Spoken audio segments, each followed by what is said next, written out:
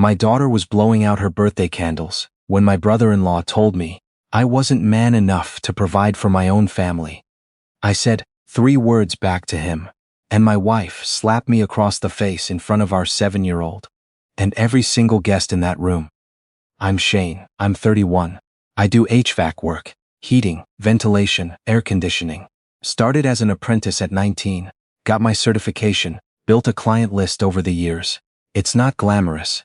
I crawl through attics in July when it's 110 degrees outside. I'm on call Christmas Eve when someone's furnace dies. But I'm good at it, and it pays the bills. Actually more than pays them. I met Lacey at a friend's cookout 8 years ago. She was laughing at something across the yard, and I walked over just to find out what was funny. We talked for 4 hours straight. When I asked for her number before I left, she handed me her phone so I could put mine in instead. That was Lacey back then. Always flipping things just slightly, keeping you a little off balance in a way that felt good. I liked that about her. We dated for 2 years, got married on a Saturday in October, at a small venue. Her whole family was there. Her parents, her old sister, and her younger brother, Remy. He was 24 at the time, between jobs, staying at his parents' place. At the wedding, he gave a toast that was mostly about himself. I remember thinking it was a little odd, and letting it go. Wedding day, everybody's a little off. The house is mine. I bought it the year before we got married. 3 bedrooms, 2 bathrooms, single story, quiet neighborhood. My name on the mortgage, my name on the deed. Lacey moved in after the wedding, and we spent the first year just being us in our own space. It was good. It was genuinely good. Our daughter Ivy was born 14 months into the marriage. That's when Lacey stopped working. She'd been a dental receptionist. Not a career she loved, but steady. After Ivy came, she said she wanted to stay home. We'd talked about it before. I made enough. I wanted her to have that if she wanted it. So, we made it work. What I didn't see coming was what happened next. Remy had been drifting since the wedding. A few jobs that didn't hold, a roommate situation that fell apart, some business idea that never got off the ground. When Ivy was about 8 months old, Lacey brought it up at dinner. Remy needs a place, she said. Just for a little while, he's in a rough spot. I asked how long. A few months, until he gets back on his feet. I sat with it for maybe 30 seconds. He was her brother. The guest room was empty. I said yes. That was 3 years ago. 3 years of Remy in my guest room. 3 years of him eating my food, running up my utilities, treating the house like a place he'd checked into without ever intending to check out of. He didn't contribute anything. Not money, not chores, not even a thank you most days. He had excuses on a rotation. The interview fell through. The side project needed more time. The market was bad. There was always a next month, always a reason the current one didn't count. And Lacey covered for him every single time. When I raised it, and I did raise it, more times than I should have had to, she'd find a way to turn it around. He's trying. He's going through something. You don't kick family when they're down, Shane. I wasn't asking to kick anyone. I was asking for a plan, a timeline. Something that acknowledged this was supposed to be temporary. What I got was silence, or an argument, or that specific look she had for me when she'd already decided I was the problem. So I stopped asking. I kept the peace. Got up at 5:30 every morning, worked 8 or 9 hours, came home to a house that felt less mine with every passing month, ate dinner, went to bed, did it again the next day, and the one after that. I want to be honest about why I let it go on as long as I did. Part of it was Ivy. I didn't want conflict in the house she was growing up in. Part of it was that I still loved Lacey, or at least, I loved the version of her I'd married and kept waiting to see again. And part of it, if I'm being fully honest, was that I'd convinced myself things would eventually move on their own. Remy would get uncomfortable enough. He'd find something. People do that, right? Eventually they do. They don't. Not if nobody makes them.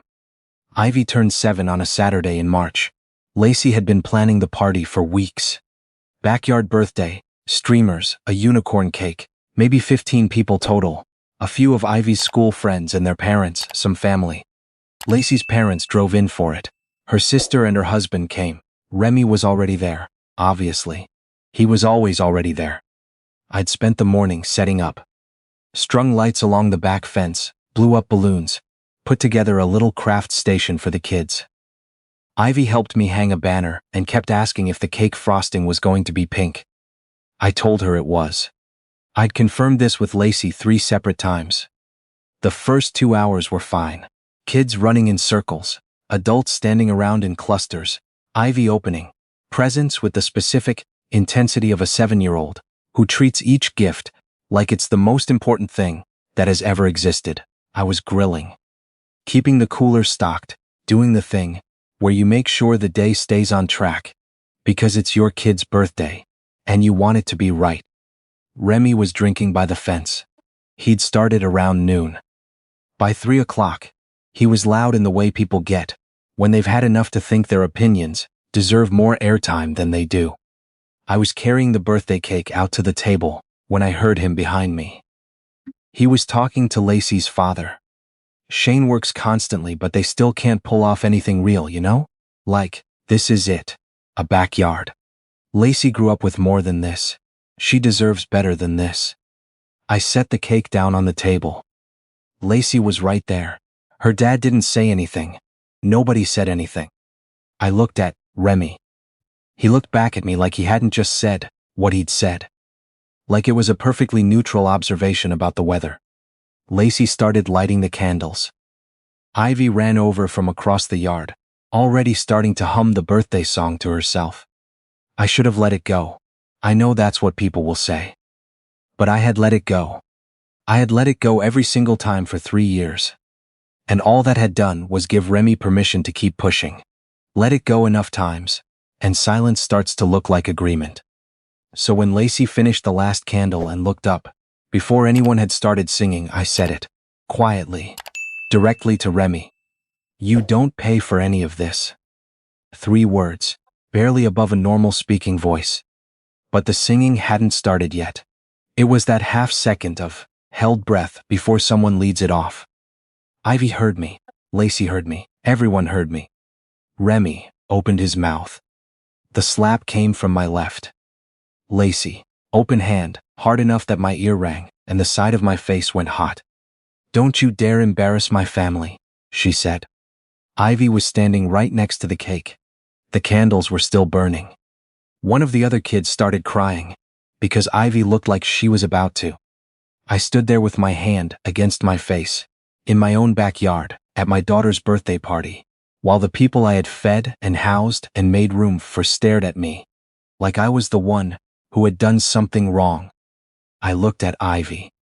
I said, okay, let's sing. And I did. I sang Happy Birthday with everyone else. I smiled for the photos. I cut the cake and made sure every single kid got a piece before the adults. I watched Ivy eat her frosting first, the way she always did, and I laughed because she was 7, and she still had the right to do things like that. Then I went inside. Walked to the bedroom, sat on the edge of the bed, and looked at the floor. 2 minutes, maybe. Then I got up and found a name in my phone. My buddy Clint had gone through a divorce 2 years back. He'd mentioned his attorney once, in passing, and I'd saved it without thinking about why. The attorney's name was Rowan. I called the number, got voicemail, left a message. He called back 40 minutes later. I told him everything, not just the slap, all of it. The 3 years, the house in my name. No lease, no rent, no written agreement. Lacey not working. Me carrying the whole weight of it without a single person in that house acknowledging it. He asked the practical questions. House solely in my name? Yes. Bought before the marriage. My credit, my down payment, my mortgage. Joint accounts? 1 checking account, maybe $2,200 in it. Children? 1 daughter, 7 years old. He said, cleaner than most situations, I see. The house is yours without question. The complication is your brother-in-law. Without a lease, he's technically a licensee. You granted him permission to be there. You can revoke that permission. Written notice, 30 days in this state. I said, I want to file for divorce at the same time. He said, I can have it drafted tonight. File in the morning.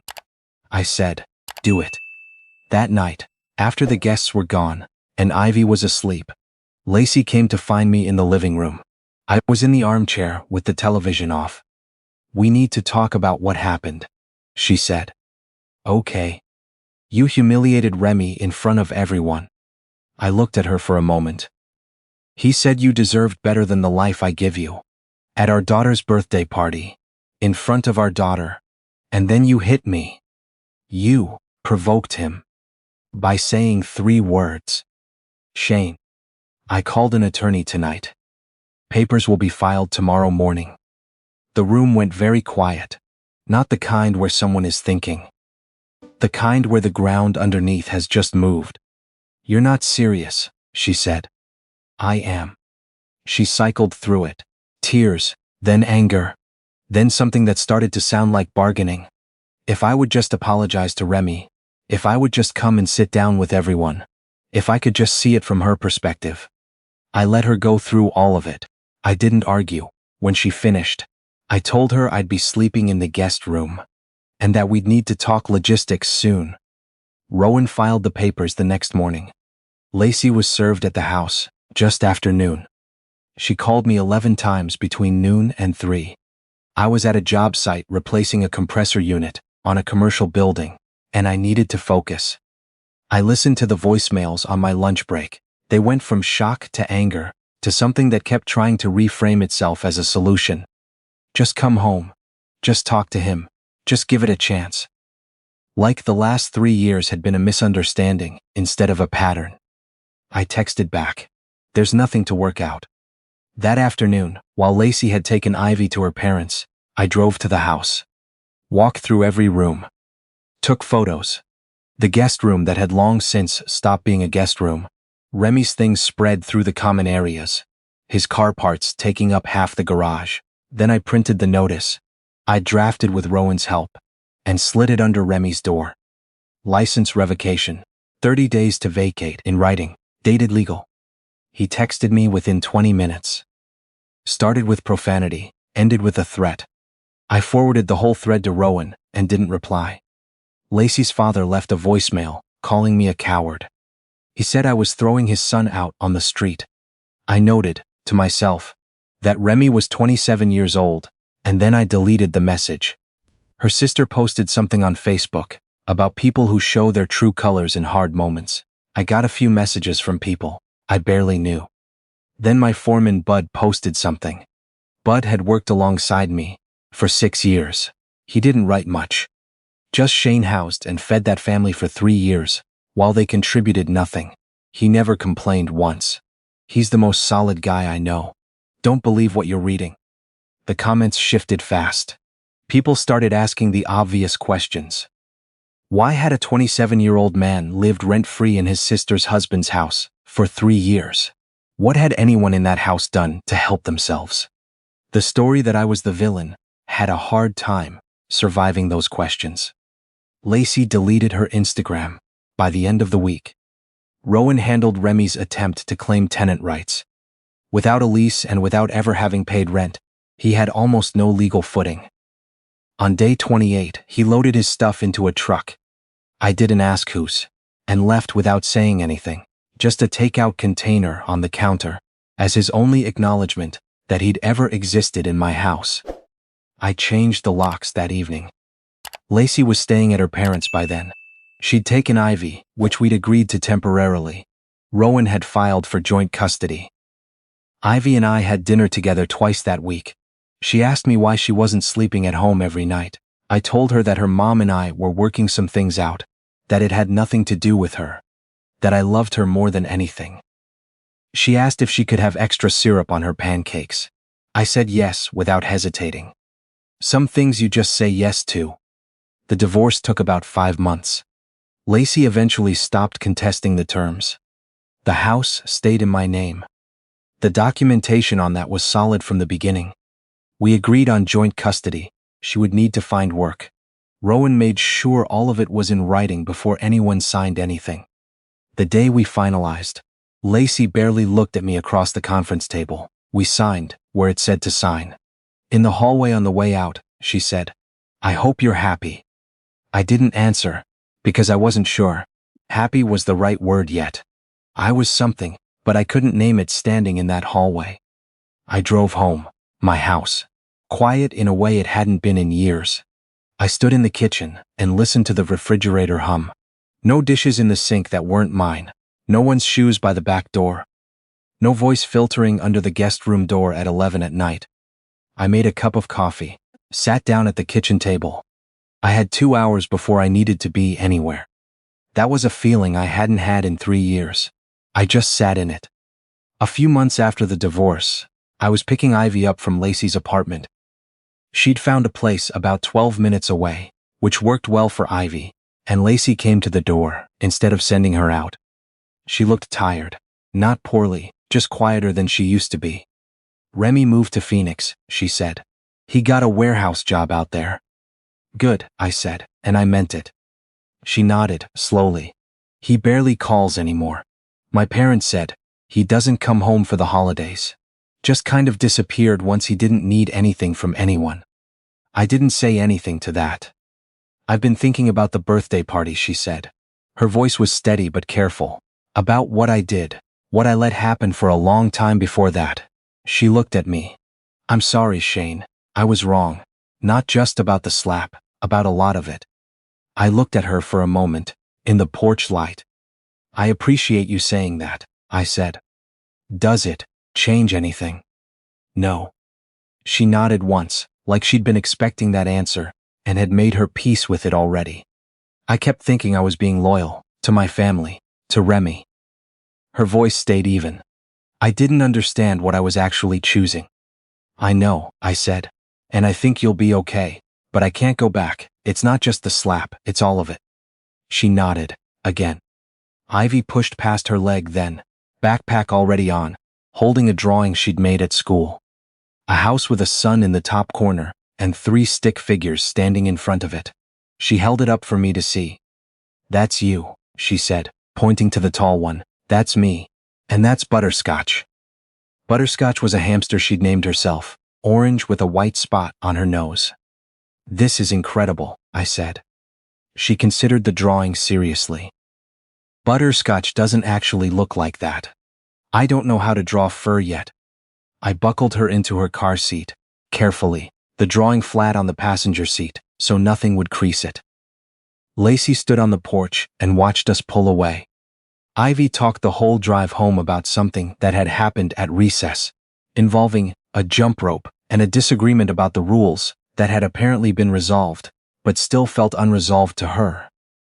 I listened to every word.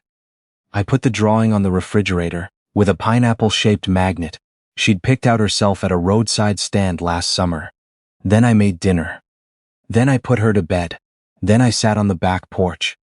The lights I'd strung for her birthday were still up along the fence. I'd never taken them down.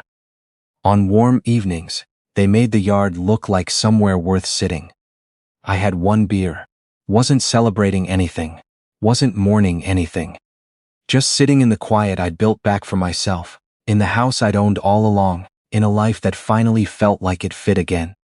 I thought about the version of me, who had said yes to everything for 3 years, who had kept the peace because he believed that's what love looked like, who had come home, exhausted every single night, and told himself it would eventually change on its own. I don't hold anything against that guy. He was doing what he thought was right. He just had to learn that staying quiet isn't the same thing as being patient. That absorbing everything isn't the same as holding things together. I learned that at my daughter's birthday party, with my ears still ringing, and the candles still burning, and Ivy looking up at me like she needed me to tell her it was going to be okay. I told her it was, and then I made sure it was. Some lessons cost something. This one cost me 3 years and a marriage and a lot of early mornings I'll never get back. But I got my house. I got my daughter every other week. I got quiet mornings with coffee and no one needing anything from me that I hadn't already agreed to give. And standing on that porch in the dark, with the string lights going soft in the warm air, I realized that was enough. It was more than enough. It was mine.